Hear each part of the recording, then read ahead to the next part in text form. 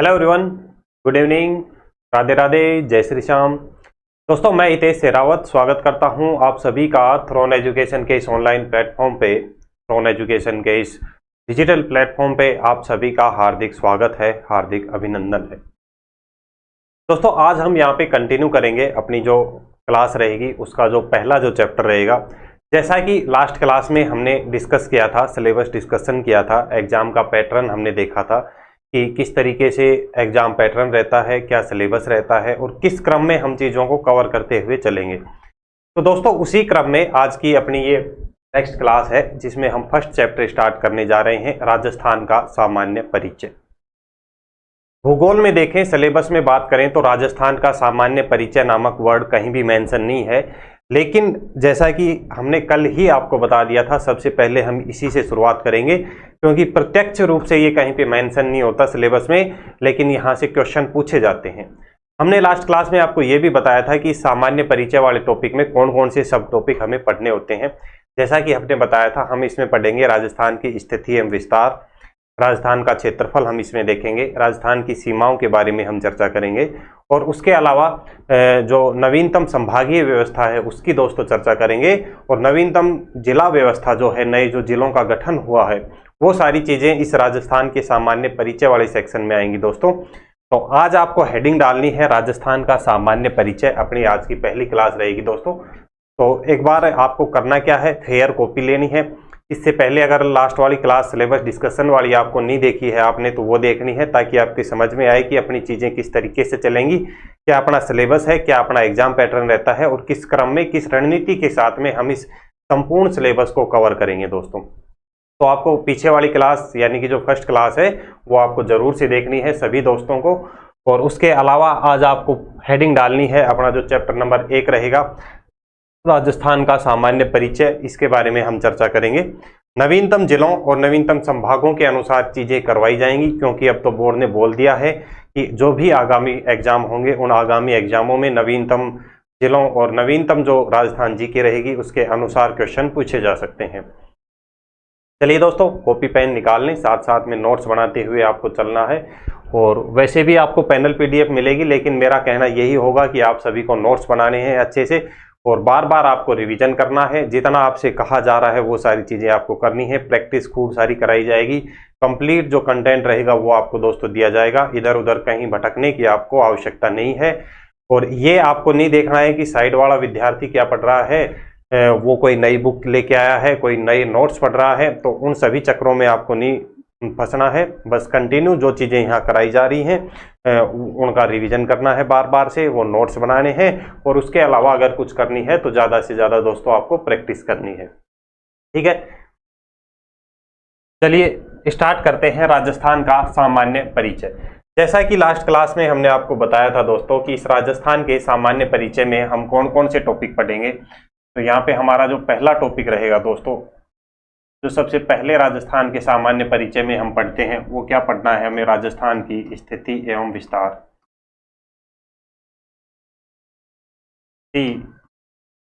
एवं विस्तार।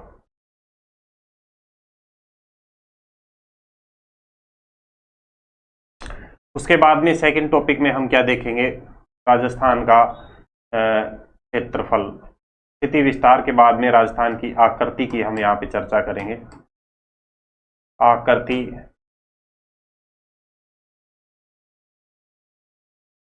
क्षेत्रफल व क्षेत्रफल की अन्य देशों के साथ में तुलना, व क्षेत्रफल की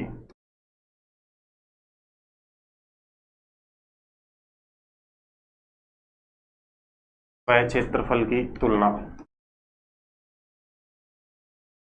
क्षेत्रफल की तुलना पूछी जाती है दोस्तों राजस्थान के क्षेत्रफल की, विभिन्न देशों के साथ में भी पूछी जाती है कि राजस्थान किसके बराबर है, राजस्थान का क्षेत्रफल किसके लगभग बराबर है, किससे कितना गुना है, इस तरीके के क्वेश्चन पूछे जाते हैं। सेकंड पॉइंट में हम डिस्कस करेंगे। उसके बाद में हम इसमें देखते हैं राजस्थान की सीमाओं के बारे में। इस राजस्थान की सीमाओं में हम देखेंगे अंतर्राष्ट्रीय सीमा, अंतर्राज्यीय सीमा और उसके अलावा जो जिलों से संबंधित जो तथ्य बनते हैं वो सारी चीजें इस टॉपिक में देखेंगे। 4 नंबर पे दोस्तों हम देखेंगे संभागीय व्यवस्था।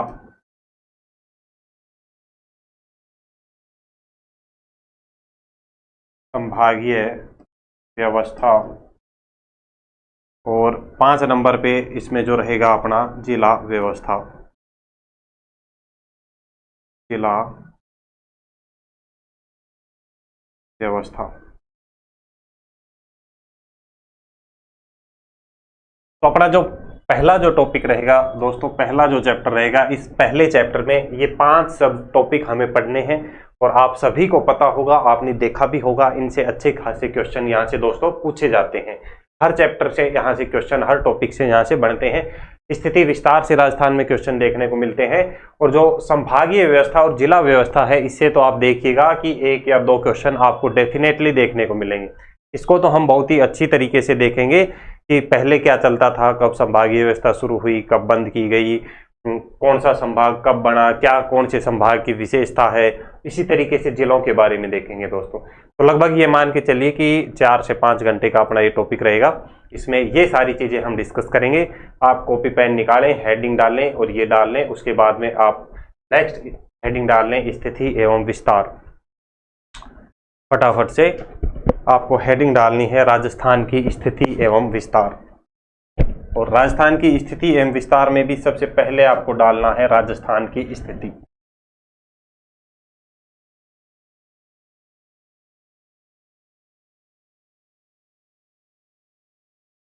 राजस्थान की स्थिति।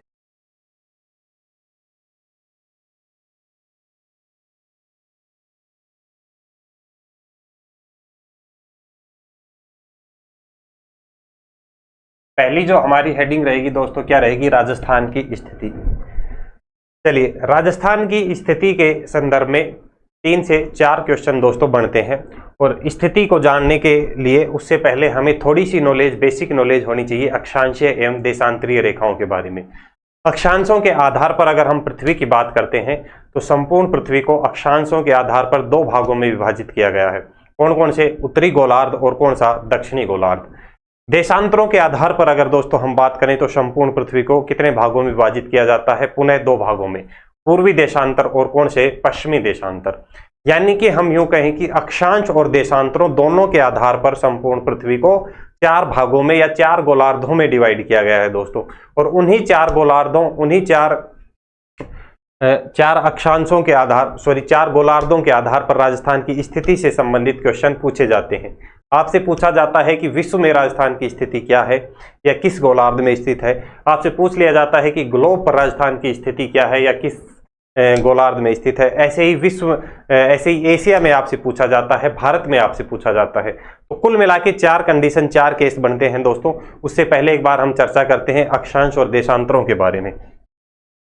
चलिए एक बार अक्षांशों और देशांतरों के बारे में हम चीजें देखते हैं दोस्तों। देखिए,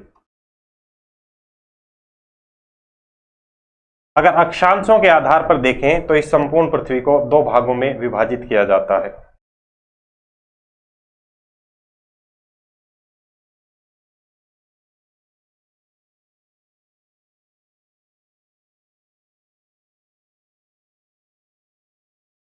देखिए, अक्षांशों के आधार पर बात करें तो ये कौन सा हो जाएगा? उत्तरी गोलार्ध। ऊपर वाला कौन सा हो जाएगा दोस्तों? उत्तरी गोलार्ध।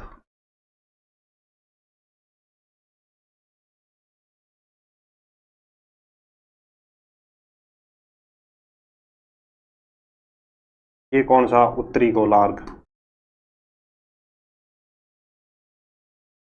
और इधर बात करें तो ये कौन सा हो जाएगा दोस्तों? दक्षिणी गोलार्ध।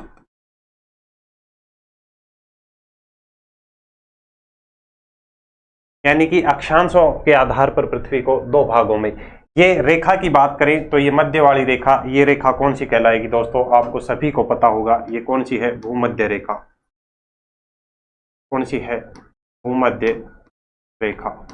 इसके उत्तर में जो गोलार्ध है उत्तरी गोलार्ध कहलाया। भूमध्य रेखा के उत्तर में स्थित गोलार्ध उत्तरी गोलार्ध कहलाया, और दक्षिण में स्थित गोलार्ध दोस्तों कौन सा गोलार्ध कहलाया? दक्षिणी गोलार्ध कहलाया। और इधर दूसरी ओर साइड हमें बात करें देशांतरों के आधार पर दोस्तों, बात करें इधर देशांतरों के आधार पर अगर हम बात करते हैं इस पृथ्वी की, तो इसे पुनः 2 भागों में विभाजित किया जाता है। देशांतरों के आधार पर इधर बात करते हैं तो कौन सा? पूर्वी गोलार्ध और पश्चिमी गोलार्ध आता है। ये कौन सा हो जाएगा दोस्तों, पूर्वी गोलार्ध। और इसकी बात करें तो पश्चिमी गोलार्ध। पूर्वी गोलार्ध और कौन सा हो गया, पश्चिमी गोलार्ध। यहां पे बात करें, ये जो मध्य की जो रेखा है, इस रेखा को क्या कहेंगे, ग्रीनविच रेखा। ये 0 डिग्री देशांतर रेखा रहेगी, 0 डिग्री देशांतर रेखा, 0 डिग्री देशांतर रेखा। और इसको किस नाम से जाना जाता है, ग्रीनविच रेखा इसे कहा जाता है।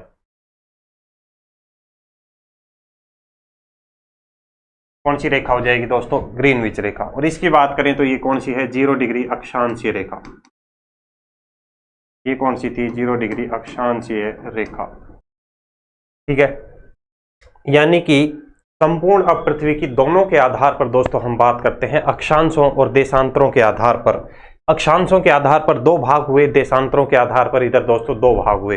अब अक्षांश और देशांतरों के आधार पर संपूर्ण पृथ्वी की अगर हम बात करते हैं तो संपूर्ण पृथ्वी को विभाजित कर दिया जाता है 4 गोलार्धों में, यानी कि 4 पार्टों में इसे डिवाइड किया जाता है। और ये 4 पार्ट कौन कौन से हो जाएंगे, एक बार देख लें आप फटाफट से।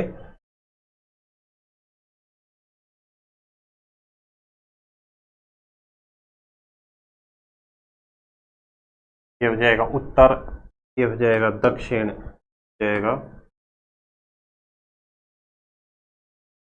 पूरा, और ये दोस्तों कौन सा, पश्चिम। उत्तर, दक्षिण, पूर्व और पश्चिम। अगर आपसे पूछ लिया जाए अक्षांशीय आधार पर राजस्थान की स्थिति, अगर आपसे पूछी जाती है दोस्तों, अक्षांशीय आधार पर,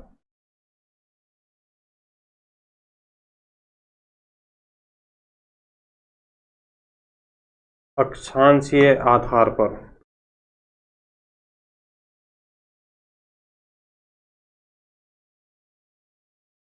पहला पॉइंट अगर आपसे पूछा जाता है दोस्तों, अक्षांशीय आधार पर राजस्थान की स्थिति किस अक्षांश में है। दूसरा अगर दोस्तों आपसे पूछा जाता है देशांतरीय आधार पर, दूसरा अगर आपसे पूछा जाता है दोस्तों देशांतरीय आधार पर, देशांतरीय आधार पर, और तीसरा दोस्तों आपसे पूछा जा सकता है कि अक्षांशीय एवं देशांतरीय आधार पर, अक्षांशीय एवं देशांतरीय आधार पर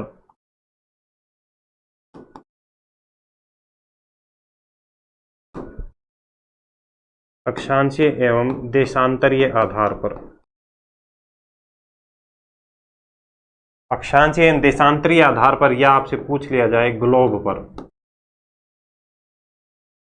या ग्लोब पर। राजस्थान की स्थिति से संबंधित 3 तरीके से क्वेश्चन दोस्तों आपसे पूछ सकता है। अक्षांशीय आधार पर अगर राजस्थान की स्थिति आपसे पूछता है तो आपको याद रखना है राजस्थान कौन से अक्षांश, कौन से गोलार्ध में रहेगा दोस्तों, आपको याद रखना है उत्तरी गोलार्ध में। अक्षांशीय आधार पर अगर राजस्थान की स्थिति आपसे पूछी जाती है तो आपको याद रखना है राजस्थान कहां पर रहेगा, उत्तरी गोलार्ध में। देशांतरीय आधार पर अगर आपसे पूछा जाए तो आपको याद रखना है दोस्तों राजस्थान कहां पर रहेगा, पूर्वी गोलार्ध में। देशांतरीय आधार पर राजस्थान कहां पर रहेगा प्यारे दोस्तों, पूर्वी गोलार्ध में। और अक्षांशीय एवं देशांतरीय दोनों आधार पर आपसे पूछ लिया जाए तो आपको याद रखना है प्यारे दोस्तों राजस्थान कहां पर रहेगा, उत्तरी पूर्वी गोलार्ध में या उत्तरी पूर्वी दिशा में रहेगा, उत्तरी पूर्वी दिशा में। आप नोट कर लें, अक्षांशीय आधार पर अगर आपसे पूछा जाता है तो आपको याद रखना है दोस्तों उत्तरी गोलार्ध में, उत्तरी गोलार्ध में राजस्थान रहेगा। देशांतरीय आधार पर दोस्तों आपको याद रखना है पूर्वी गोलार्ध में,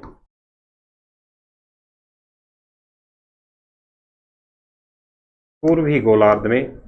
और अक्षांशीय एवं देशांतरीय आधार पर या ग्लोब पर प्यारे दोस्तों आपसे पूछा जाता है तो आपको क्या याद रखना है, कहां पर रहेगा राजस्थान, उत्तरी पूर्वी गोलार्ध में। कहां पर रहेगा प्यारे दोस्तों, उत्तरी पूर्वी गोलार्ध में।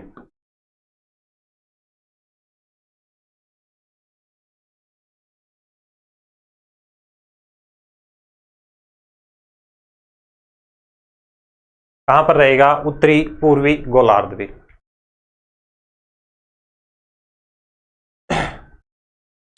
देखो एक बार दोबारा से देखो, मैं बताता हूं अभी तक हमने क्या चर्चा की कि जब राजस्थान की स्थिति के संदर्भ में बात की जाती है तो सबसे पहले हमें अक्षांश और देशांतरों की थोड़ी बेसिक नॉलेज होनी चाहिए। अक्षांशों के आधार पर संपूर्ण पृथ्वी को दो भागों में विभाजित किया जाता है। 0 डिग्री अक्षांशीय रेखा यानी कि भूमध्य रेखा से उत्तर का जो भाग है वो उत्तरी गोलार्ध कहलाता है और दक्षिणी जो भाग है वो दक्षिणी गोलार्ध कहलाएगा दोस्तों।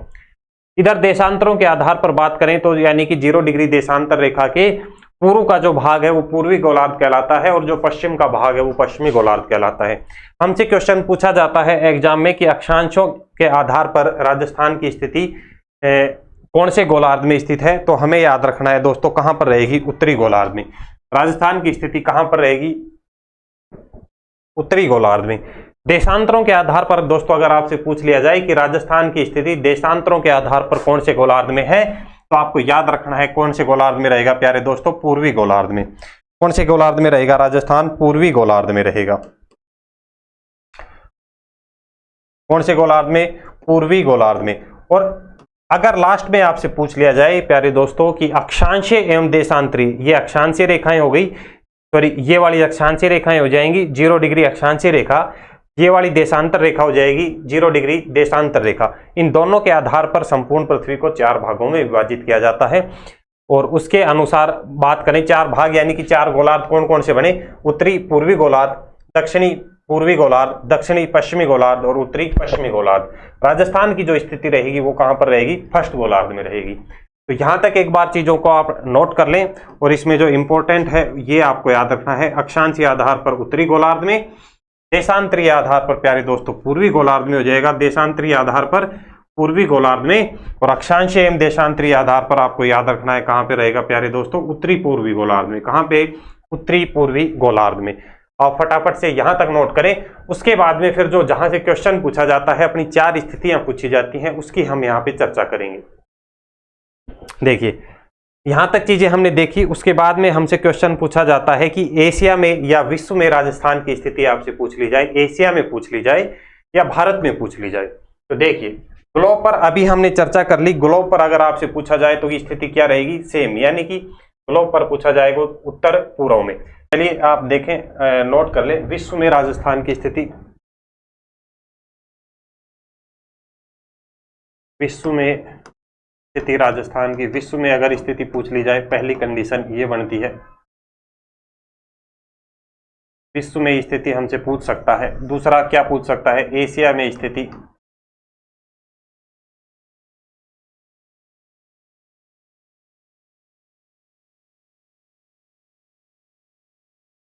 दूसरी कंडीशन क्या बन सकती है दोस्तों, एशिया में स्थिति,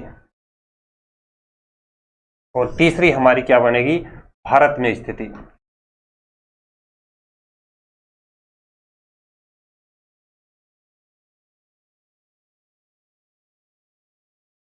तीसरी हमारी यहां पे क्या बनेगी दोस्तों, भारत में स्थिति। देखिए विश्व में अगर स्थिति आपसे पूछी जाए तो आपको याद रखना है विश्व में कहां पर रहेगी, उत्तर पूर्व में। विश्व में प्यारे दोस्तों अगर आपसे पूछा जाए विश्व में स्थिति कहां रहेगी, उत्तर पूर्व में।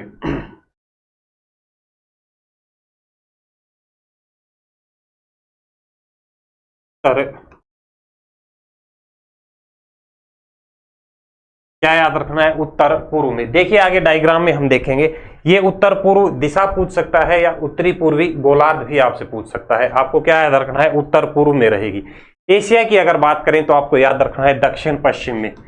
एशिया में अगर राजस्थान की स्थिति बात करें प्यारे दोस्तों, आपको याद रखना है दक्षिण पश्चिम में,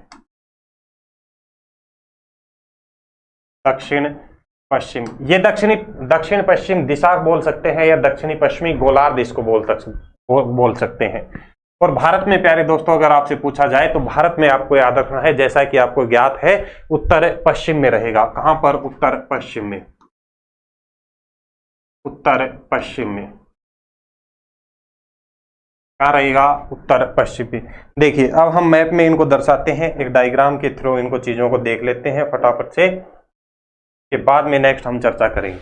देखिए विश्व की अगर बात करें, विश्व में जब हम चलते हैं दोस्तों,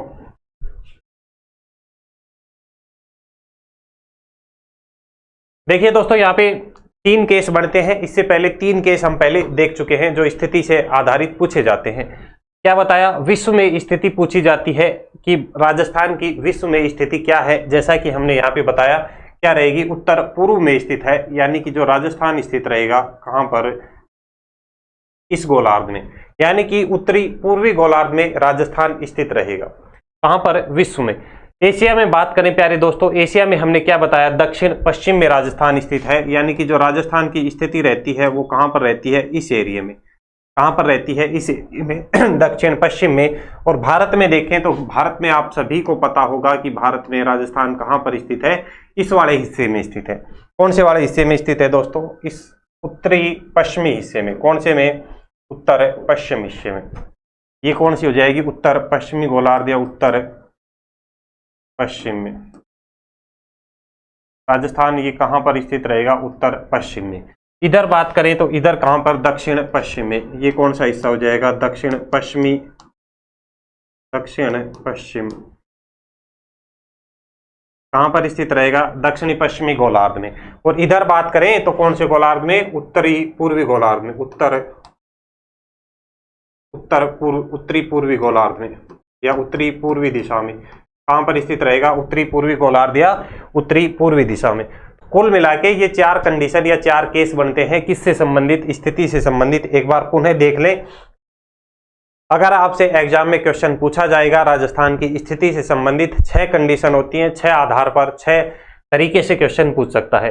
पहला, अगर आपसे पूछा जाए कि जो राजस्थान की स्थिति है, पहला आपसे क्या पूछ सकता है कि जो राजस्थान की स्थिति अक्षांशीय आधार पर कहां पे है प्यारे दोस्तों, तो आपको याद रखना है कहां पर हो जाएगी, उत्तरी गोलार्ध में। कहां पे हो जाएगी, उत्तरी गोलार्ध में। अक्षांशीय आधार पर आपको याद रखना है कहां हो जाएगा राजस्थान, उत्तरी गोलार्ध में। स्थिति क्या रहेगी, ये। दूसरा पूछ सकता है देशांतरीय आधार पर राजस्थान की स्थिति क्या रहेगी, ये वाली, यानी कि देशांतरीय आधार पर कौन से गोलार्ध में है, पूर्वी गोलार्ध में। क्या आपको याद रखना है, पूर्वी गोलार्ध। क्या याद रखना है, पूर्वी गोलार्ध में। तीसरा पूछ सकता है अक्षांश और देशांतरों दोनों के आधार पर पृथ्वी को विभाजित किया गया 4 गोलार्धों में, उत्तरी पूर्वी गोलार्ध, सॉरी 4 गोलार्ध, उत्तरी पूर्वी, दक्षिणी पूर्वी, दक्षिणी पश्चिमी और उत्तरी पश्चिमी। यानी कि यहाँ पे राजस्थान की बात करते हैं तो राजस्थान कहां पर आएगा, उत्तरी पूर्वी गोलार्ध में। कहां पर आएगा, उत्तरी पूर्वी गोलार्ध में। ये वाला हिस्सा किसका रहेगा, राजस्थान का। उसके बाद में 3 केस ये बनते हैं जो आपसे पूछ सकता है स्थिति के बारे में, कि विश्व में अगर स्थिति पूछी जाए दोस्तों तो आपको याद रखना है कहां पर रहेगा, उत्तर पूर्व में। उत्तर पूर्व में राजस्थान रहेगा। उत्तर पूर्व दिशा हो सकती है, आपसे क्वेश्चन में दिशा दे सकता है उत्तरी पूर्वी दिशा में, या गोलार्ध दे सकता है, तो कौन से गोलार्ध में, उत्तरी पूर्वी गोलार्ध में रहेगा। ये राजस्थान की स्थिति रहेगी। एशिया में बात करें तो एशिया में ये राजस्थान की स्थिति रहेगी। दक्षिण पश्चिमी में एशिया में कहां स्थित रहेगा, दक्षिण पश्चिम में राजस्थान स्थित रहेगा, यानी कि दक्षिणी पश्चिमी गोलार्ध में स्थित रहेगा। और भारत में आपको याद रखना है उत्तर पश्चिम में। भारत में कहां पर, उत्तर पश्चिम में। ये वाली स्थिति किसकी रहेगी, ये वाली स्थिति राजस्थान की, यानी कि उत्तर पश्चिम में स्थित है। तो यहाँ पे अपना एक पॉइंट कंप्लीट होता है, कौन सा, राजस्थान की स्थिति वाला। उसके बाद में हम बात करते हैं, जब राजस्थान की स्थिति हमने देखी किसके आधार पर, अक्षांश और देशांतरों के आधार पर, और इन्हीं अक्षांशों और देशांतरों के आधार पर सूर्य की स्थिति बनती है। यानी कि हमने यहाँ पे चर्चा की 0 डिग्री अक्षांश रेखा, 23 डिग्री अक्षांश रेखा यानी कि कर्क रेखा यहाँ पे आती है, और 23.5 डिग्री दक्षिणी अक्षांश रेखा मकर रेखा। इस कर्क रेखा और मकर रेखा के आधार पर राजस्थान की जो सूर्य की स्थिति है, उस सूर्य की स्थिति से क्वेश्चन पूछे जाते हैं। देखिए नेक्स्ट आपको हेडिंग डालनी है, राजस्थान की स्थिति में ही हमें कंटिन्यू करना है दोस्तों, यहां तक नोट कर लें। सूर्य की स्थिति के अनुसार राजस्थान में छोटे बड़े दिन पूछे जाते हैं। सूर्य की स्थिति के अनुसार राजस्थान में जो छोटे बड़े व समान दिनों से संबंधित क्वेश्चन बनते हैं वो हम देख लेते हैं।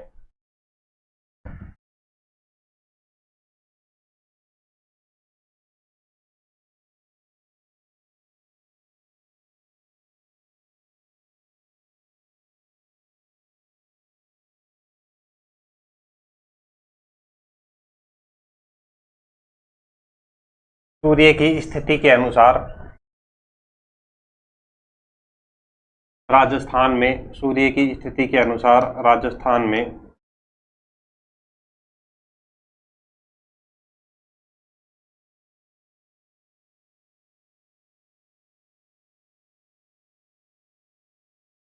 सबसे छोटे बड़े, सबसे छोटे बड़े व समान दिन रात।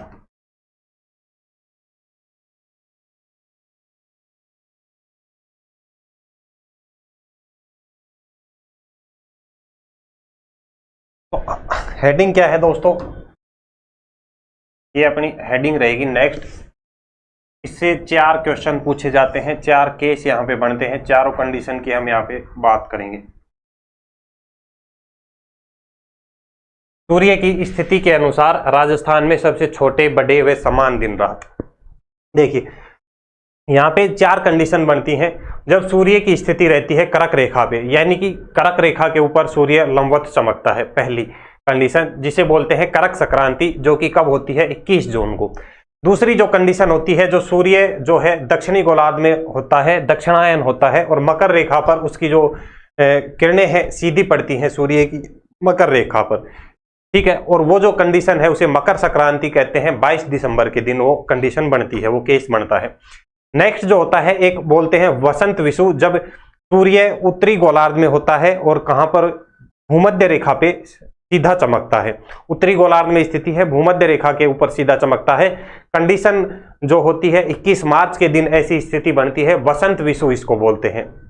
दूसरा जो है, सूर्य पुनः नीचे आ जाता है दक्षिणी गोलार्ध में और सीधा जो चमकेगा कहां पे, भूमध्य रेखा पर, और जो कंडीशन बनती है उसको बोलते हैं शरद विषु के नाम से जाना जाता है।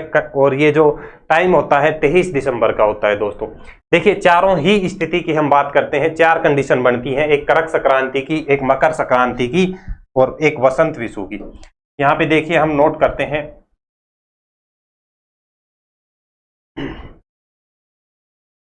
चार केस यहां पे बनेंगे दोस्तों।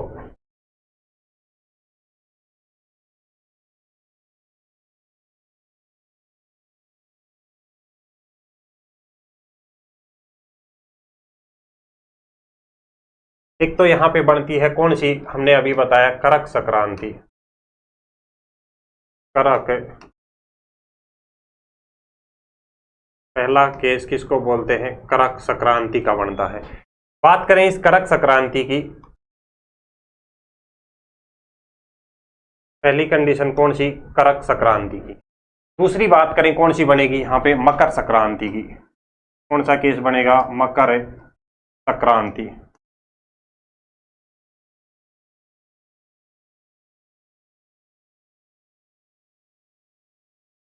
तीसरी बात करें, वसंत विषु बोलते हैं। क्या बोलते हैं, वसंत।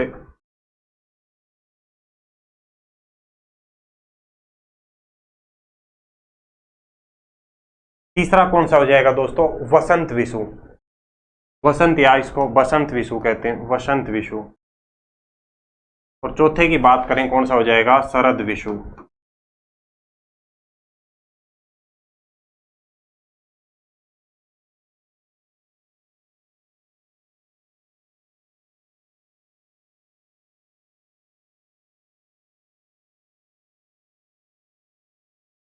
चौथा कौन सा हो जाएगा, शरद विषु। 4 केस यहां पे हैं।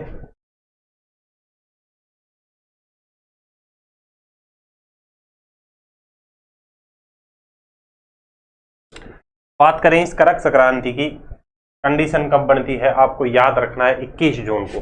ये कर्क संक्रांति कब रहेगी दोस्तों, आपको याद रखना है 21 जून।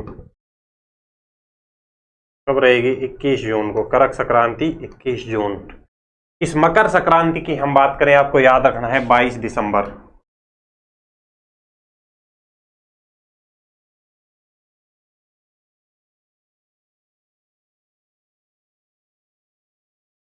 कब रहेगी मकर संक्रांति, 22 दिसंबर। इस वसंत विषु की बात करें, आपको याद रखना है 21 मार्च। याद रखना है 21 मार्च। और इधर शरद विषु की हम बात करें तो आपको याद रखना है 23 सितंबर।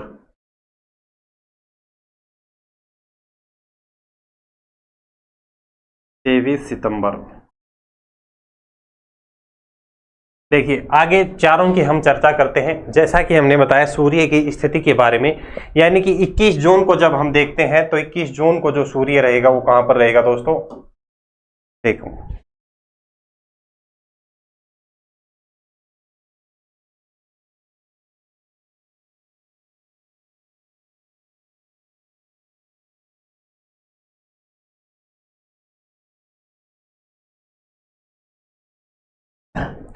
देखिए दोस्तों, चार हैं। पृथ्वी की बात करें, तीन मुख्य रेखाएं हैं। भूमध्य रेखा यानी कि 0 डिग्री अक्षांशीय रेखा। कर्क रेखा की बात करें 23.5 डिग्री उत्तरी अक्षांश रेखा, और इसकी बात करें 23.5 डिग्री दक्षिणी अक्षांश रेखा यानी कि मकर रेखा। जब हम बात करते हैं 21 जून को यानी कि करक संक्रांति की बात करते हैं, तो जो सूर्य की स्थिति दोस्तों रहती है, वो सूर्य कहाँ पर सीधा चमकता है, तो आपको याद रखना है सूर्य की जो सीधी स्थिति रहती है वो कर्क रेखा के ऊपर सूर्य सीधा चमकता है। कहाँ पर? कर्क रेखा के ऊपर सूर्य सीधा चमकता है। सूर्य कहाँ पे चमकेगा प्यारे दोस्तों? कर्क रेखा के ऊपर सीधा चमकता है।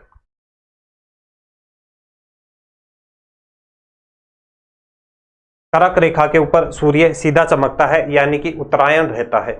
इधर बात करें मकर संक्रांति की, यानी कि मकर संक्रांति की बात करें तो इस दिन जो सूर्य की स्थिति रहती है, यानी कि जो सूर्य सीधा चमकेगा, जो सूर्य सीधा चमकता है वो कहाँ पर चमकता है? मकर रेखा के ऊपर चमकता है। यानी कि जो सूर्य की लंबवत किरणें पड़ती हैं वो कहाँ पे पड़ेंगी दोस्तों? मकर रेखा के ऊपर। कहाँ पर पड़ेंगी? मकर रेखा के ऊपर सूर्य की किरणें लंबवत गिरती हैं।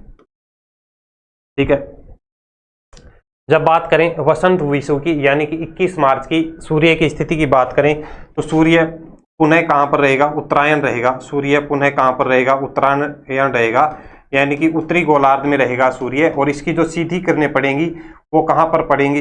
भूमध्य रेखा पर। सॉरी, सूर्य की सीधी किरणें कहाँ पर पड़ेंगी? भूमध्य रेखा के ऊपर। आपको 1 मिनट,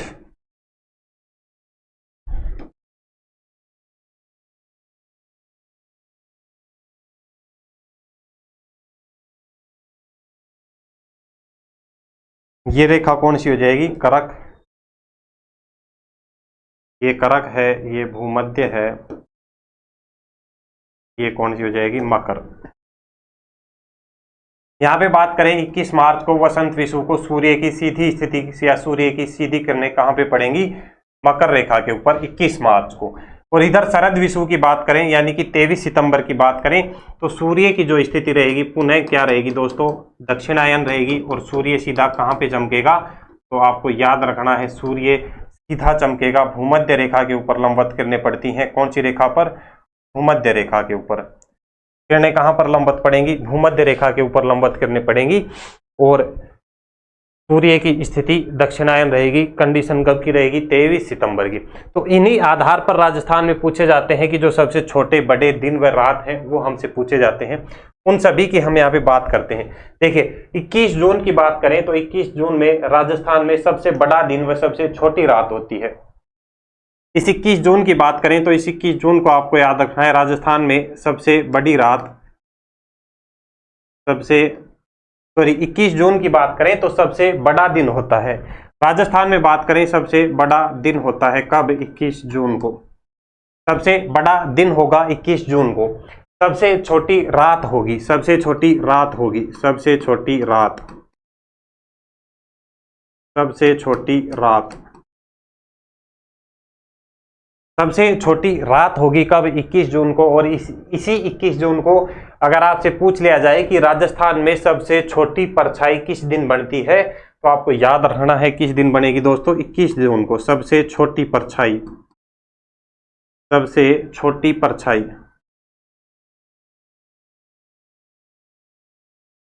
सबसे छोटी परछाई बनती है कब? इसी 21 जून को। यानी कि सूर्य कर्क रेखा के ऊपर सीधा चमक रहा है, तो जैसे ही, क्योंकि राजस्थान की स्थिति की बात करें तो कर्क रेखा राजस्थान से गुजरती है और सीधा इसके ऊपर चमकेगा तो लंबे समय तक सूर्य का प्रकाश आएगा, जिसकी वजह से दिन की अवधि की बात करें, समय की बात करें तो सबसे बड़ा दिन यहाँ पर रहता है। इधर मकर संक्रांति की बात करें यानी कि 22 दिसंबर की बात करें, आपसे पूछ लिया जाए कि राजस्थान में सबसे छोटा दिन कब होगा, क्योंकि सूर्य जो है मकर रेखा के ऊपर चला गया यानी कि दक्षिणायन हो गया। इधर कर्क रेखा की बात करें तो सूर्य की जो किरणें हैं वो कर्क रेखा के ऊपर क्या? तिरछी पड़ेंगी। ठीक है, तिरछी पड़ेंगी, तो तिरछी पड़ेंगी तो सूर्य का जो प्रकाश है कम समय के लिए आएगा, कम समय के लिए आएगा तो जो सूर्यास्त है जल्दी हो जाएगा। और दिन की अवधि की, समय की बात करें तो सबसे छोटा दिन यहाँ पे बनता है। तो 22 दिसंबर को आपको याद रखना है सबसे छोटा दिन। राजस्थान में आपसे पूछ लिया जाए सबसे छोटा दिन, सबसे छोटा दिन, सबसे छोटा दिन कब रहेगा? 22 दिसंबर को राजस्थान में सबसे छोटा दिन रहेगा। क्योंकि दिन सबसे छोटा है तो इसका विपरीत जो रात रहेगी वो क्या रहेगी? सबसे बड़ी रहेगी। अगर यहाँ पे रात की बात करें तो सबसे बड़ी रात, रात की बात करें तो सबसे बड़ी रात रहेगी। ठीक है, यहां तक कोई दिक्कत? परछाई की अगर बात की जाए तो चूंकि तिरछी किरणें पड़ती हैं करक रेखा के ऊपर, सबसे तिरछी किरणें कब पड़ेगी? 22 दिसंबर को। और तिरछी किरणें पड़ती हैं तो सबसे बड़ी परछाई पूछ ली जाए या सबसे तिरछी सबसे लंबी, बड़ी या तिरछी परछाई पूछी जाए कब बनती है? तो 22 दिसंबर को बनती है। परछाई पूछ ली जाए तो इस दिन कैसी रहेगी? परछाई। यहां पे नोट करें परछाई। और परछाई आपसे पूछ ली जाए तो सबसे तिरछी,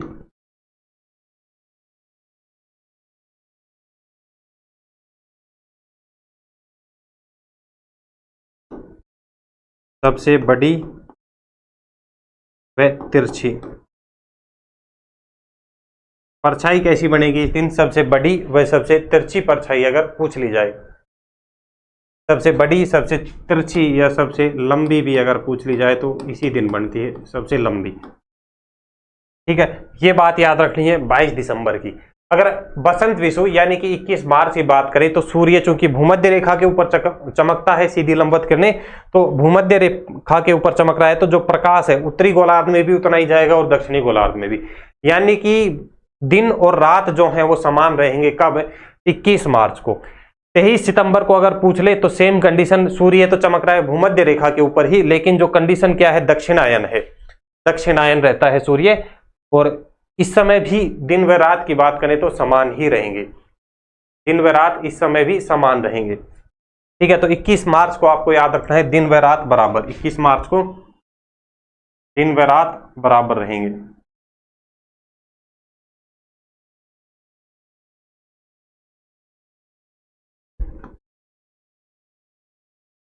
दिन व रात समान,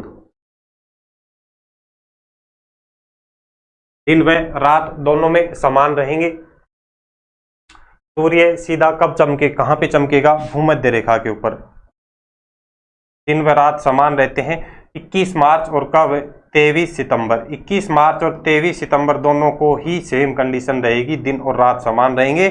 बस आपको याद क्या रखना है कि 21 मार्च को जो कंडीशन बनती है उसको वसंत विषु कहते हैं, 23 सितंबर को जो कंडीशन बनती है उसको क्या कहते हैं? शरद विषु कहते हैं।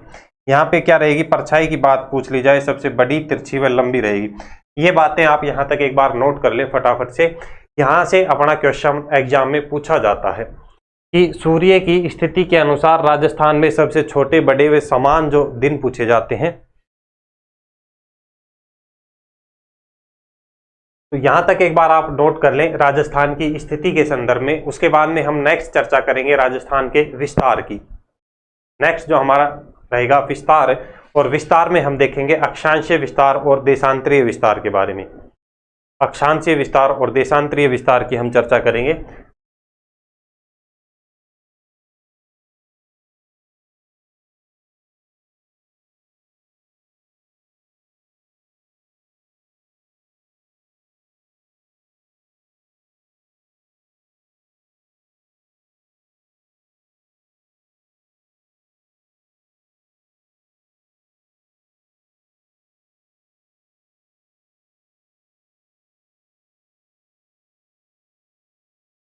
देखिए अब नेक्स्ट हेडिंग डालें राजस्थान का अक्षांशीय एवं देशांतरीय विस्तार।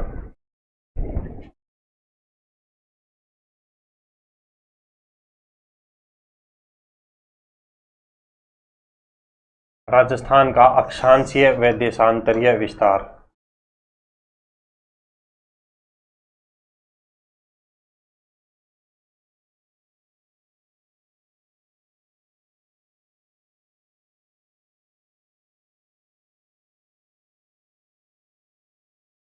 नेक्स्ट आपको हेडिंग डालनी है राजस्थान का अक्षांशीय व देशांतरीय विस्तार।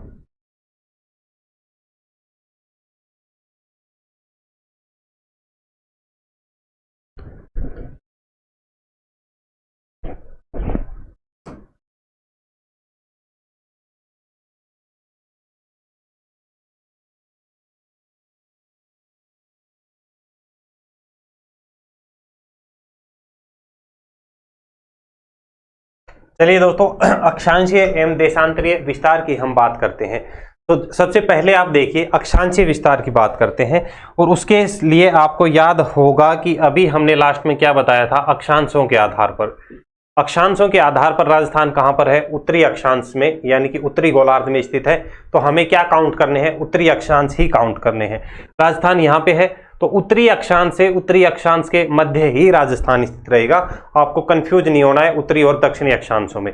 इसी तरीके से देशांतरीय विस्तार की बात करें तो हमने अभी क्या बताया, राजस्थान कहां पर स्थित है, पूर्वी गोलार्ध में, यानी कि पूर्वी देशांतरों में स्थित है। तो पूर्वी देशांतर से पूर्वी देशांतर ही रहेगा। हमें पूर्व से पश्चिम और दक्षिण से पश्चिम, इस तरीके उत्तर से दक्षिण में कंफ्यूज नहीं होना है। देखिए आगे मैं एग्जांपल देके बताऊंगा आपको विद्यार्थी किस तरीके से कंफ्यूज होता है। जब हम राजस्थान के अक्षांशीय विस्तार की बात करते हैं, यानी कि जो राजस्थान का जो अंतिम बिंदु है ये वाला, इसकी बात करते हैं तो ये कहां पर स्थित रहता है, 23-3 उत्तरी अक्षांश पर। कहां पर, 23-3 उत्तरी अक्षांश से कहां तक रहता है राजस्थान का विस्तार। एक बार फटाफट से आप बता दें, अगर आप देख रहे हैं तो फटाफट से एक बार सभी विद्यार्थी कमेंट कर दें जो देख रहे हैं, जिसे मालूम है, बेसिक नॉलेज है। देखिए यहां पे बात करते हैं विस्तार की, अक्षांशीय विस्तार 23-3 उत्तरी अक्षांश से 30-12 उत्तरी अक्षांशों के मध्य स्थित है। कहां पर, 23-3 उत्तरी अक्षांश से 30-12 उत्तरी अक्षांशों के मध्य स्थित रहेगा। ये कौन सा पॉइंट हो जाएगा, 23 डिग्री 3 मिनट उत्तरी अक्षांश।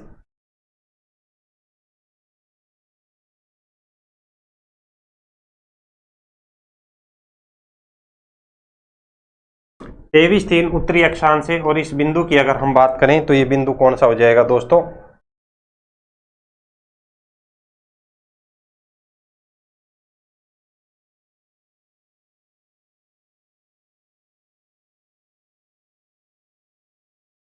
तेईस 3 उत्तरी अक्षांश से, और इसकी बात करें तो ये बिंदु कहां तक जाता है, 30 डिग्री 12 मिनट, 30 डिग्री 12 मिनट उत्तरी अक्षांशों तक। कहां तक, उत्तरी अक्षांश।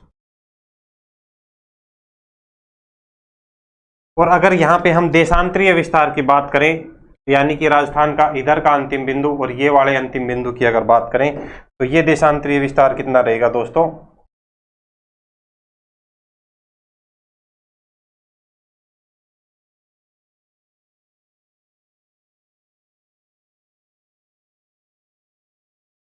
कितना, 69-30 पूर्वी देशांतर से 69 डिग्री 30 मिनट।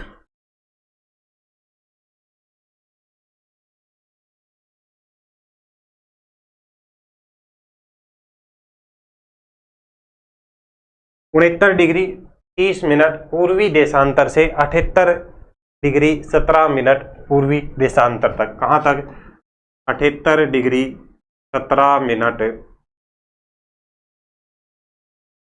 पूर्वी देशांतर तक। 78 डिग्री 17 मिनट पूर्वी देशांतर तक।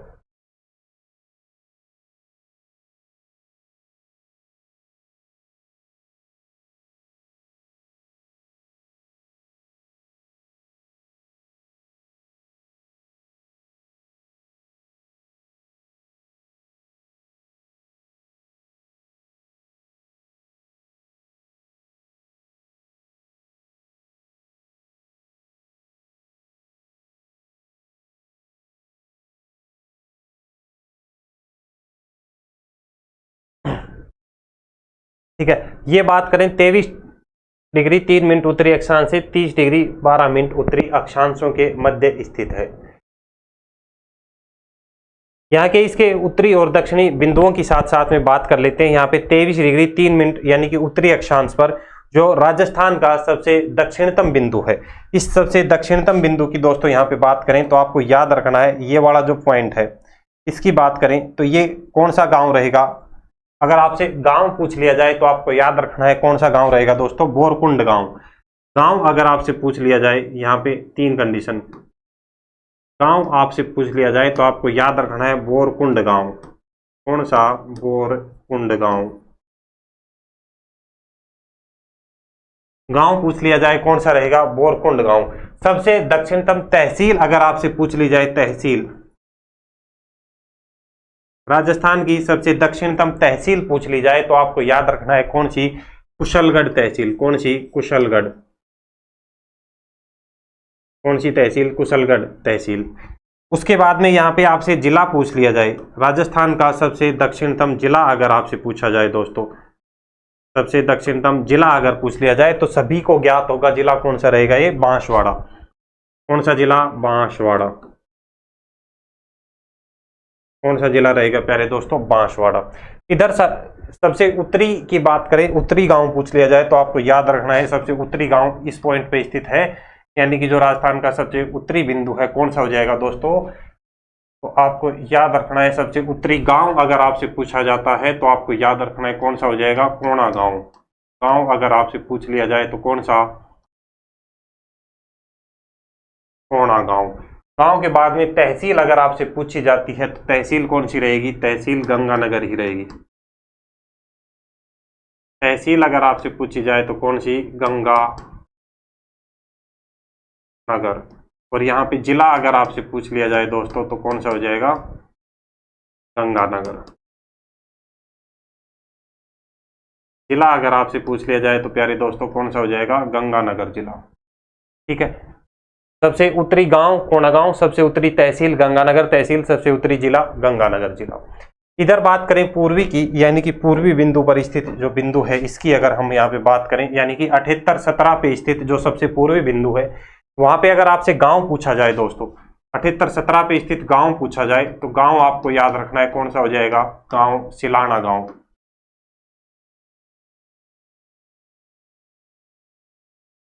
कौन सा गांव हो जाएगा दोस्तों? सिलाना गांव।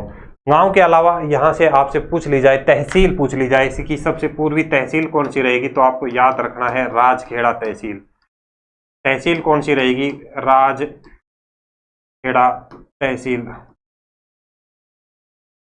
तहसील कौन सी रहेगी? राजखेड़ा। और उसके बाद में अगर यहाँ पे जिला पूछ लिया जाए कि सबसे पूर्वी जिला कौन सा रहेगा तो आपको याद रखना है धौलपुर। जिला यहाँ पे पूछ लिया जाए दोस्तों आपसे तो कौन सा हो जाएगा? जिला धौलपुर।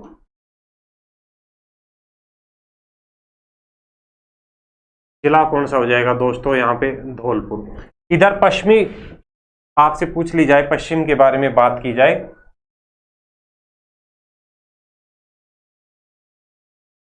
पश्चिम के बारे में आपसे बात की जाए कि राजस्थान का जो पश्चिमी गांव है, पश्चिमी गांव अगर आपसे पूछा जाए तो आपको याद रखना है कौन सा हो जाएगा? समगांव। पश्चिमी गांव की बात करें तो आपको याद रखना है दोस्तों, गांव अगर पूछा जाए तो कौन सा? समगांव। सॉरी, सम तो कौन सी हो जाएगी? तहसील हो जाएगी। आपको याद रखना है कटरा गांव। गांव अगर आपसे यहां से पूछा जाए तो कौन सा हो जाएगा? कटरा। कटरा गांव। तहसील अगर पूछी जाए, तहसील अगर पूछी जाए तो आपको याद रखना है कौन सी तहसील? सम तहसील। और जिला अगर पूछा जाए, जिला अगर आपसे पूछ लिया जाए तो आपको याद रखना है कौन सा? जैसलमेर।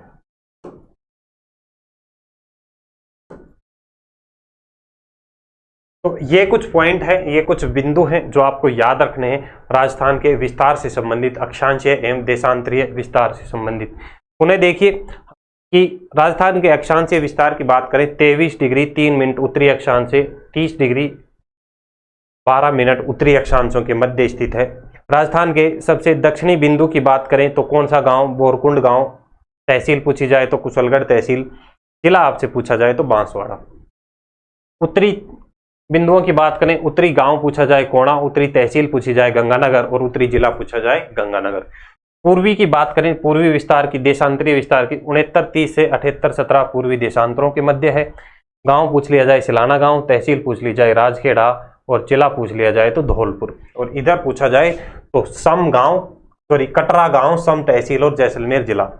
ये कुछ पॉइंट आपको याद रखने हैं राजस्थान से संबंधित। इसमें हम बात करें, एक पॉइंट और आपको याद रखना है प्यारे दोस्तों यहाँ पे कि उत्तर से दक्षिण में लंबाई राजस्थान की पूछी जाती है तो आपको याद रखना है जो ये उत्तर से दक्षिण में लंबाई रहेगी ये कितनी है? 826 किलोमीटर।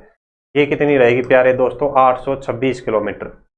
ठीक है। और अगर आपसे पूछ लिया जाए पूर्व से पश्चिम में राजस्थान की लंबाई तो आपको याद रखना है 869 किलोमीटर। पूर्व से पश्चिम में अगर आपसे पूछा जाता है तो 869 किलोमीटर।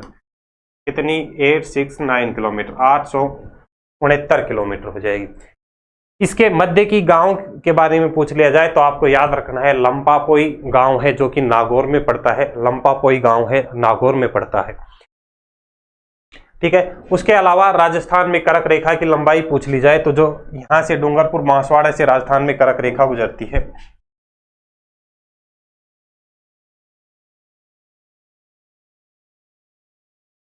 डूंगरपुर बांसवाड़ा के क्षेत्र से यहां से राजस्थान में कर्क रेखा गुजरती है 23.5 डिग्री उत्तरी अक्षांश रेखा, यानी कि कर्क रेखा गुजरती है। लंबाई की बात करें 26 किलोमीटर। इन सभी की हम आगे चर्चा करेंगे दोस्तों, इन सभी की हम आगे चर्चा करेंगे। एक बार इतना आप बना ले मैप में, उसके बाद में हम चीजें नोट कर लेते हैं फटाफट से।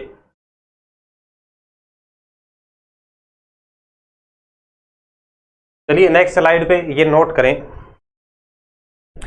नोट करें अक्षांशीय विस्तार।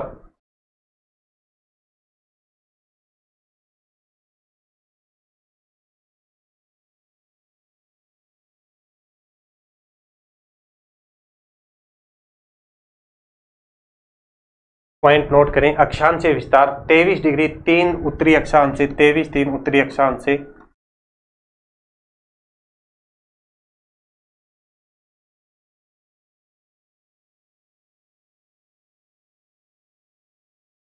तेईस 3 से 30-12 उत्तरी अक्षांशों के मध्य, 30-12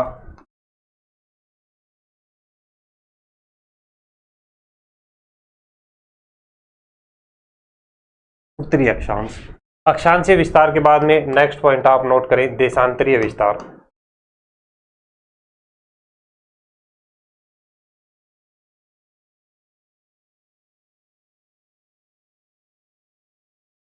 देशांतरीय विस्तार, और इस देशांतरीय विस्तार में हमने अभी क्या बताया 69-30 पूर्वी देशांतर से,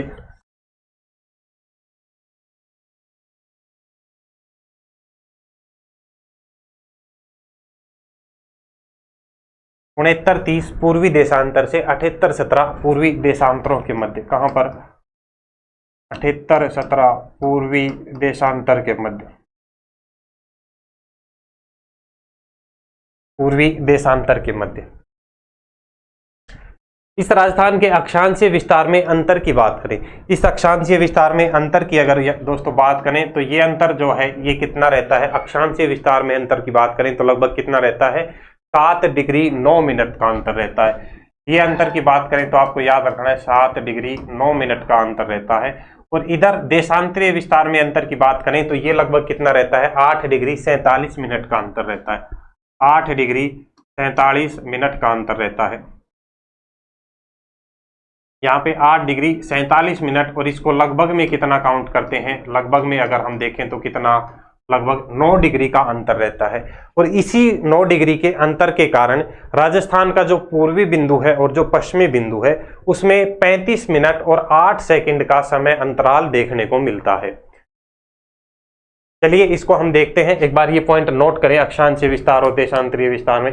अक्षांशीय अंतर नोट कर लें, अक्षांशीय विस्तार में अंतर,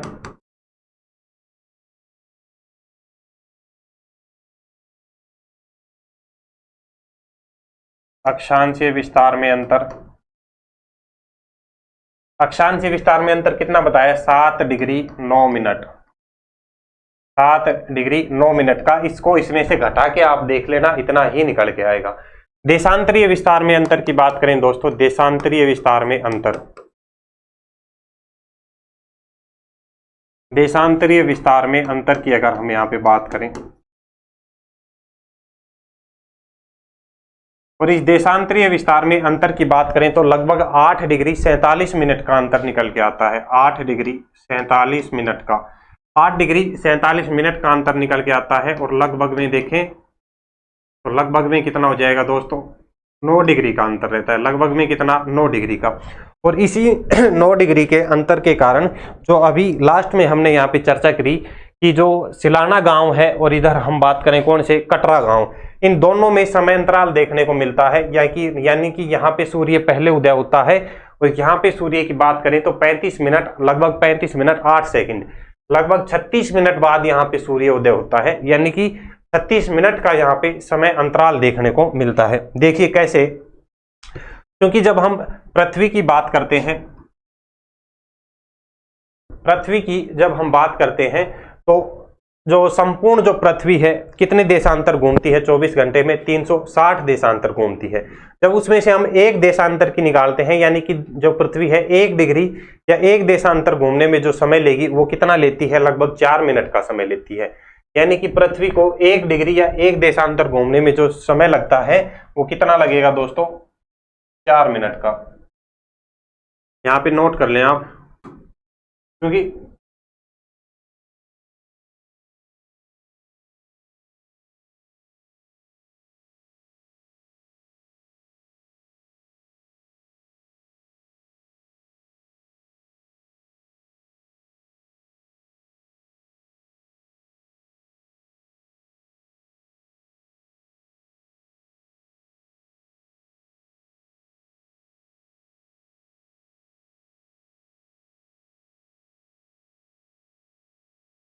ये सारी चीजें जब हम भारत का भूगोल जब हम पढ़ रहे थे, और भारत के भूगोल में हमने ये चीजें डिस्कस की थी जब अक्षांशीय एवं देशांतरीय आधार पर और भारत की स्थिति के बारे में बेसिक जानकारी ली थी, तब ये सारी चीजें हमने आपको समझाई थी। आप वहां पे देख सकते हैं और डिटेल में। पृथ्वी को 1 डिग्री देशांतर घूमने में समय लगता है 4 मिनट। ठीक है, यानी कि 1 डिग्री घूमने के लिए 4 मिनट का समय लेती है, और हमें कितना घुमाना है? लगभग 9 डिग्री पृथ्वी को घुमाना है। यानी कि 9 डिग्री घूमने के लिए 9 गुना 4 करते हैं तो कितना हो जाएगा? 9 चौक 36 मिनट हो जाएंगी। यानी कि 8 डिग्री 47 मिनट घुमाने के लिए फिक्स निकालते हैं कैलकुलेशन, तो 35 मिनट 8 सेकंड का समय लगता है।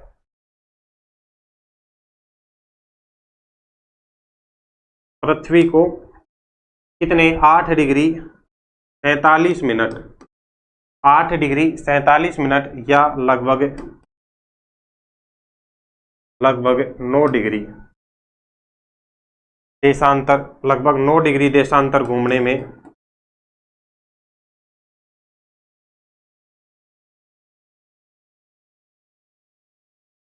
समय लगता है। कितना समय लगता है?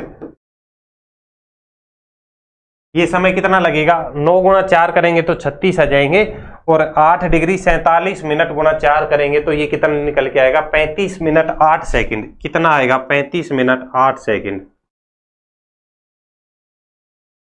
35 मिनट 8 सेकंड।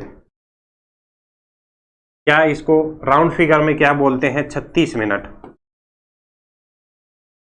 कितना बोलते हैं? 36 मिनट बोलते हैं। और इसी कारण से पृथ्वी या राजस्थान में बात करें तो इसी कारण से, यहां पे नोट कर ले,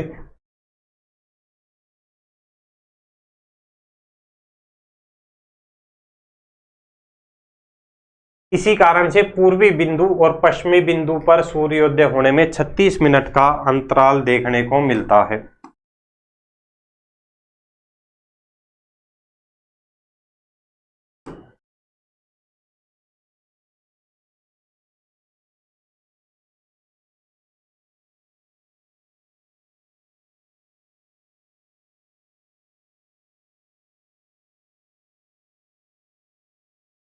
राजस्थान के पूर्वी व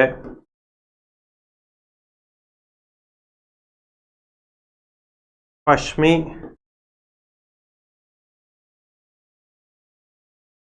बिंदुओं पर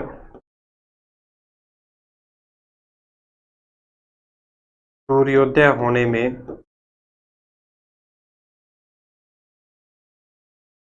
होने में लगभग 36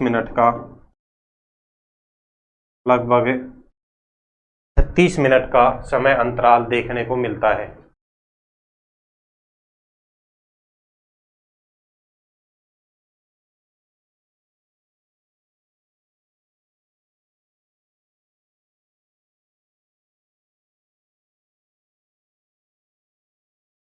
तभी 36 मिनट का समय अंतराल पाया जाता है या देखने को मिलता है। 36 मिनट का समय अंतराल यहाँ पे देखने को मिलता है दोस्तों। ये पॉइंट आपको याद रखना है, किसके बारे में? अक्षांशीय एवं देशांतरीय विस्तारों के बारे में। राजस्थान के सबसे जो ये यहाँ तक चीजें समझ में आई आपके? कोई डाउट है? कोई चीजें समझ में नहीं आई है, कोई डाउट आपको रहता है तो आप पूछ सकते हैं।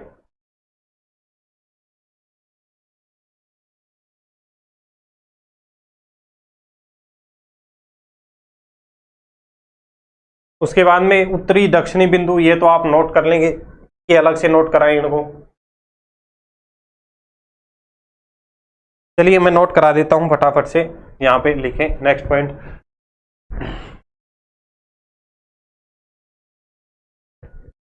सबसे उत्तरी बिंदु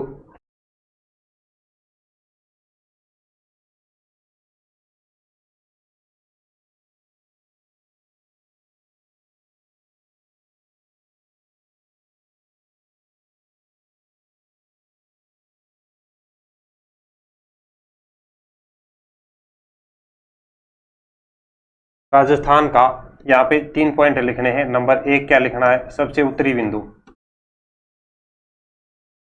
सबसे उत्तरी बिंदु क्या हो जाएगा, उत्तरी बिंदु। राजस्थान का सबसे उत्तरी बिंदु क्या बताया, कोणा गांव, गंगानगर तहसील, गंगानगर। कोणा गांव, गंगानगर तहसील,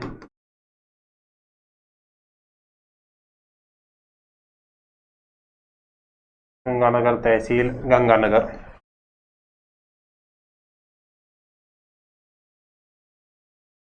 गंगानगर तहसील, गंगानगर। सबसे उत्तरी बिंदु के बाद में दूसरा याद रखना है, सबसे दक्षिणी बिंदु। सबसे दक्षिणी बिंदु। सबसे दक्षिणी बिंदु, और सबसे दक्षिणी बिंदु क्या रहेगा, गोरकुंड गांव, कुशलगढ़ तहसील। गोरकुंड गांव, कुशलगढ़ तहसील, बांसवाड़ा। कुशलगढ़ तहसील, बांसवाड़ा। ठीक है। के बाद में गोरकुंड के बाद में हमने क्या देखा, सबसे पूर्वी बिंदु। 3 नंबर पे देखें, सबसे पूर्वी बिंदु।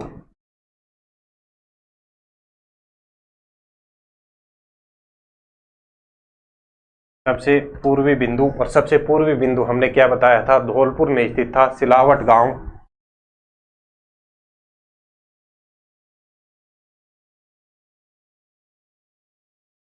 सिलावट गांव कौन सी तहसील बताई थी दोस्तों, राजखेड़ा तहसील, धौलपुर।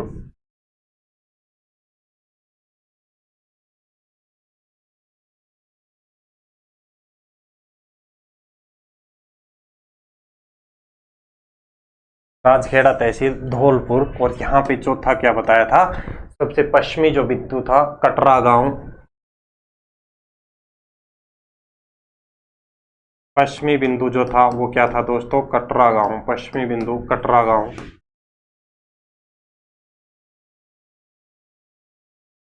कटरा गांव, सम तहसील। कटरा गांव, सम तहसील। और ये कहाँ पर स्थित रहेगी, जैसलमेर में।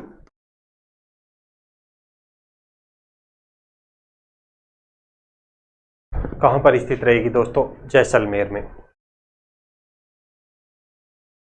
तो ये राजस्थान का सबसे उत्तरी, पूर्वी, दक्षिणी बिंदु हो गया। उसके बाद में एक पॉइंट हमने देख लिया, अक्षांशीय एवं देशांतरीय, अक्षांशों एवं देशांतरों के बारे में हमने देखा, अक्षांशीय देशांतरीय विस्तार देखा। उसके जो बिंदु हैं वो बिंदु हमने देख लिए दोस्तों। उसके बाद में एक नोट डालना है आपको, नोट डालें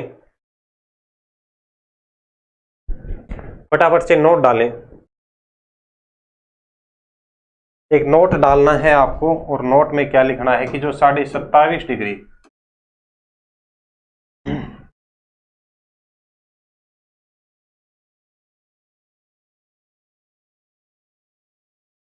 नोट में आपको क्या लिखना है कि जो लगभग राजस्थान के मध्य से गुजरने वाला अक्षांश कौन सा है।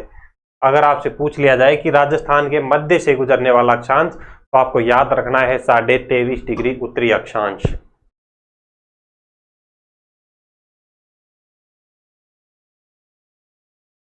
राजस्थान के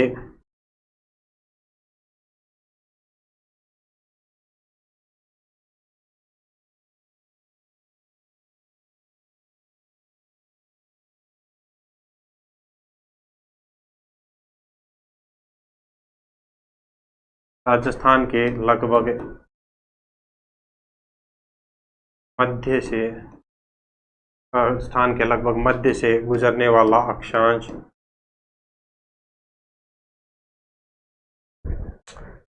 चलिए आज के लिए हम इतना ही रखते हैं। राजस्थान की स्थिति के बारे में हमने चर्चा करी, राजस्थान के विस्तार के बारे में हमने देखा। बाकी हम चर्चा करेंगे नेक्स्ट क्लास में। राजस्थान की आकृति से संबंधित हम बातें रखेंगे, राजस्थान के क्षेत्रफल के बारे में चर्चा करेंगे। देखिए एक बार फटाफट से स्टार्टिंग से हम देख लेते हैं दोस्तों, अभी तक हमने क्या पढ़ा आज की क्लास में। चलिए स्टार्टिंग से एक बार हम देखें, 5 मिनट में एक बार क्विक रिवीजन हम यहाँ पे दोस्तों कर लेते हैं। हमने पहला चैप्टर हमारा क्या रहेगा, राजस्थान का सामान्य परिचय, जिसमें हमने बताया 4 टॉपिक हमें पढ़ने हैं। राजस्थान की स्थिति विस्तार पढ़नी है, आकृति, क्षेत्रफल, सीमाएं और क्षेत्रफल की अन्य देशों के साथ तुलना, सीमाएं देखनी है, अंतर्राष्ट्रीय अंतर्राज्यीय, उसके बाद में संभागीय व्यवस्था और जिला व्यवस्था। इसमें आज की जो क्लास है हमने यहाँ पे पहला जो हमारा टॉपिक है आज का, स्थिति एवं विस्तार वाला, ये अपना स्थिति एवं विस्तार वाला आज यहाँ पे दोस्तों कंप्लीट हो गया है। देखिए राजस्थान की स्थिति के संदर्भ में 6 केस बनते हैं। कितने दोस्तों, 6 केस बनेंगे। 3 केस ये हैं, 3 केस नेक्स्ट हम देखते हैं नेक्स्ट स्लाइड पे।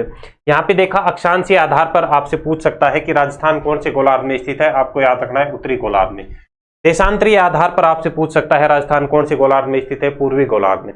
दोनों के आधार पर, अक्षांश एवं देशांतर के आधार पर पूछ सकता है आपसे, तो आपको याद रखना है कौन से गोलार्ध में, उत्तरी पूर्वी गोलार्ध में। 3 केस कंप्लीट हुए।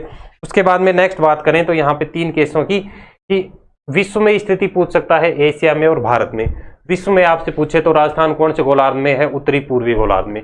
एशिया में पूछे तो कहाँ पे, दक्षिणी पश्चिमी गोलार्ध में। और भारत में पूछे तो उत्तरी पश्चिमी गोलार्ध में। 3-4 बार आप प्रैक्टिस करेंगे, चीजें आपके समझ में आ जाएंगी। चलिए उसके बाद में इन्हीं अक्षांशीय स्थितियों के आधार पर और सूर्य की स्थिति उत्तरी गोलार्ध और दक्षिणी गोलार्ध में स्थिति के आधार पर राजस्थान में सबसे छोटे बड़े व समान दिन रात बनते हैं, उनसे क्वेश्चन पूछे जाते हैं। राजस्थान में भी, भारत में भी, विश्व में भी, तीनों में ही बनते हैं। राजस्थान के संदर्भ में बात करें तो 4 केस पूछे जाते हैं, करक संक्रांति, मकर संक्रांति, वसंत विषु और शरद विषु।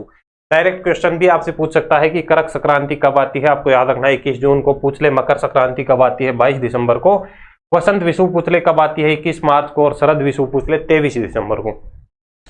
बात करें करक संक्रांति 21 जून की, तो जो सूर्य की स्थिति होती है करक रेखा के उत्तर में होती है, उत्तरी गोलार्ध में स्थित होती है। उत्तरायण सूर्य होता है, करक रेखा के ऊपर जो किरणें हैं वो सीधी चमकती हैं, जिसके कारण राजस्थान में सबसे बड़ा दिन बनता है, सबसे छोटी रात होती है और सबसे छोटी परछाई बनती है। कब, 21 जून को। मकर संक्रांति की बात करें, जो सूर्य है वो दक्षिणी गोलार्ध में आ जाता है। सूर्य की जो सीधी किरणें हैं मकर रेखा के ऊपर चमकती हैं, मकर रेखा के ऊपर लंबवत किरणें चमकती हैं। करक रेखा पे बात करें तो जो किरणों की स्थिति है वो तिरछी रहेगी, तिरछी किरणें चमकती हैं, जिस कारण से राजस्थान में 22 दिसंबर को, क्योंकि किरणें तिरछी चमक रही हैं, जो सूर्य का प्रकाश कम समय तक आएगा, जिसकी वजह से यहाँ पे सबसे छोटा दिन होता है। सबसे छोटा दिन है, इसके विपरीत सबसे बड़ी रात रहेगी। परछाई की बात करें तो यहाँ पर सबसे बड़ी परछाई बनती है 22 दिसंबर को, सबसे तिरछी परछाई बनती है और सबसे लंबी परछाई बनती है। बात करें 21 मार्च की, 21 मार्च को जो सूर्य उत्तरायण रहता है, स्थिति की बात करें भूमध्य रेखा के ऊपर सीधी लंबवत किरणें चमकती हैं। शरद विषु की बात करें तो जो सूर्य की स्थिति है दक्षिणायन रहती है, यानी कि सूर्य जो चमकेगा वो भूमध्य रेखा के ऊपर ही लंबवत चमकेगा। दोनों ही दिन 21 मार्च और 23 सितंबर, या फिर यूं कहें वसंत विषु और शरद विषु, दोनों ही दिन व जो रात रहते हैं वो दोस्तों समान रहते हैं, दिन व रात समान रहते हैं। उसके बाद में हमने चर्चा करी दोस्तों किसके बारे में, राजस्थान के अक्षांशीय और देशांतरीय विस्तार की। अक्षांशीय विस्तार हमने देखा 23-3 उत्तरी अक्षांश से 30-12 उत्तरी अक्षांश के मध्य, और देशांतरीय विस्तार की बात करी 69-30 पूर्वी देशांतर से 78-17 पूर्वी देशांतर के मध्य। राजस्थान के उत्तरी एवं दक्षिणी बिंदुओं की बात करें, उत्तरी बिंदु की बात करें, गांव पूछा जाए कोणा गांव, गंगानगर तहसील और गंगानगर जिला। दक्षिणी जिले की बात करें, दक्षिणी बिंदु की बात करें बोरकुंड गांव, कुशलगढ़ तहसील और बांसवाड़ा जिला। इधर बात करें पश्चिमी बिंदु की, पूर्वी बिंदु की, सिलाना गांव, राजखेड़ा तहसील और धौलपुर जिला। और इधर बात करें तो कौन सा गांव, कटरा गांव, सम तहसील और जैसलमेर जिला दोस्तों यहाँ पे रहता है। ये बातें हमने देख ली थी। उसके बाद में ये हमने यहाँ पे डिटेल में चीजें देखी, ठीक है। ये उत्तरी बिंदु देखे, एक नोट आपको याद रखना है, 27.5 डिग्री उत्तरी अक्षांश के बारे में एक पॉइंट आपको याद रखना है। 27.5 डिग्री उत्तरी अक्षांश के बारे में एक पॉइंट याद रखना है, लगभग राजस्थान के मध्य से होकर गुजरता है। चलिए दोस्तों, बाकी हम चर्चा करते हैं नेक्स्ट क्लास में, मिलते हैं। आपको नोट्स बनाने हैं और उनका अधिक से अधिक रिवीजन करना है। चलिए सभी को धन्यवाद। जय हिंद, जय भारत।